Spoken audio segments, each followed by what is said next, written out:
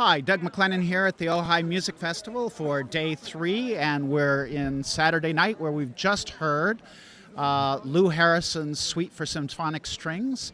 And I'm sitting here with John Luther Adams, the composer, who's a very big part of the festival this year. We heard this morning your astonishing piece, Sacred Noises at the top of Strange and Sacred Noise. Strange and Sacred Noise at the top of a knoll over the Ojai Valley. It was quite an extraordinary thing. Don't you just love the sound of snare drums in the morning? Now, you make it sound a little bit unappealing when you say that, but the snare drums were kind of teased out of the ground there. You know, it's funny. I say that the experience of hearing Strange and Sacred Noise outdoors really provoked a change in my work. It's a big piece. It's a loud piece indoors. It's rather overwhelming. Mm-hmm. But several years ago, I had the humbling experience of hearing it performed outdoors in several locations, including the Anza Borrego Desert here in California and on the tundra in Alaska. And out there in the big world, this piece that I thought was so big and powerful, a lot of it blew away in the wind, and that provoked me to begin, after 40 years of writing music, inspired by the big world, but heard in the small world indoors. It inspired me to write something from the get-go, conceived to be heard outdoors. It's interesting you say that, because I was standing there this morning listening to it and thinking, I'm trying to figure out the title of this, because I can see, and when you say that it's indoors and it's loud and cacophonous and overwhelming, the title fits for me, suddenly snaps in place. Right. But outside, not so much. No, not at all. Which was a real revelation to me, and as I say, a little bit humbling, mm-hmm. but also provocative in the best sense, and led me to the logical conclusion that, gee, maybe it's time to go outside. So this happened, and so you might consider this the first of your kind of geographic pieces, or your pieces in place. I don't know, Doug. I think in a way I've been trying to make music as place my whole creative life. Okay. I think in a sense I'm trying to compose home.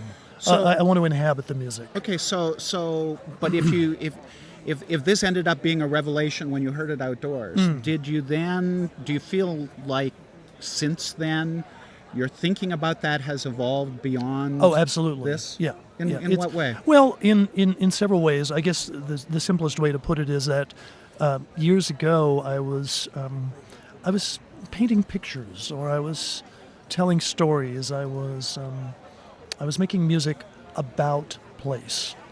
And more over the years, I've aspired to create music that somehow is place. Right.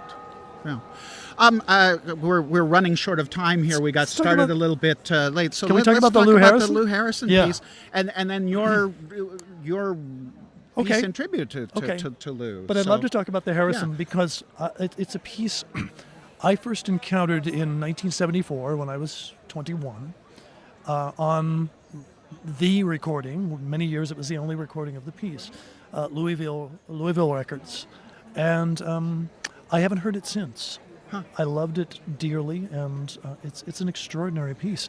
And I think it is so quintessentially Lou Harrison in that it's expansive and it's disarmingly heartfelt and sincere.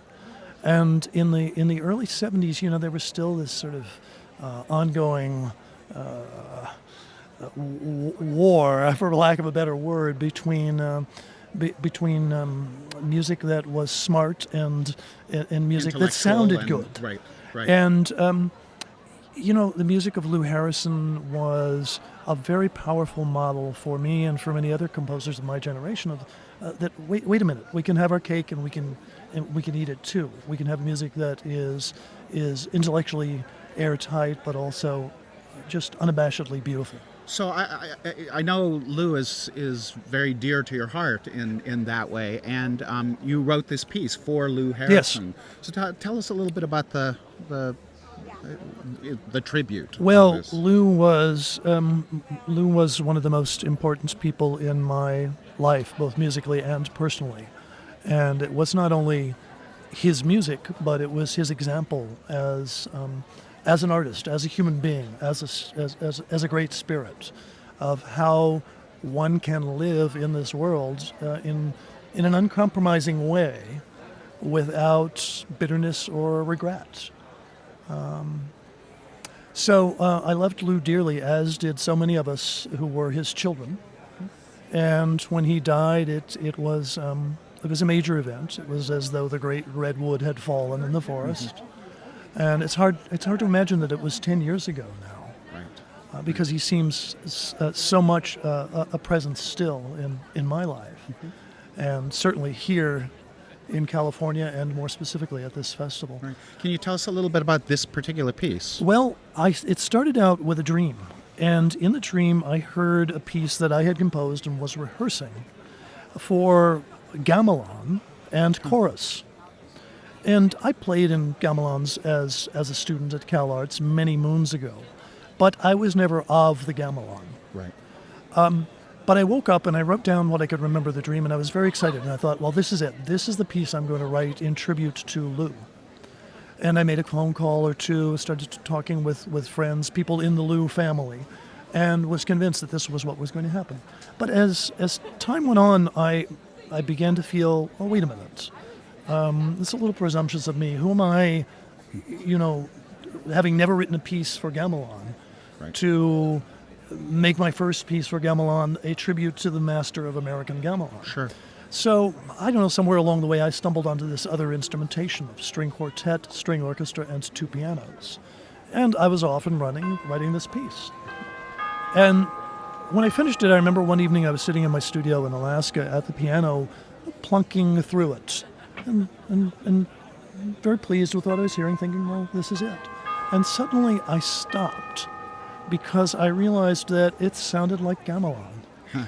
And I could so you had imagine come circle, Lou's yes. hearty belly laugh, saying, John Luther, trick on you. You really did it. Yeah. Well, listen, I'd love to talk with you further, but we're being called back to the second half and to your piece. So thank you very much for my stopping pleasure, Doug. by, and a real pleasure to Thanks hear for having some me. of your music in this festival.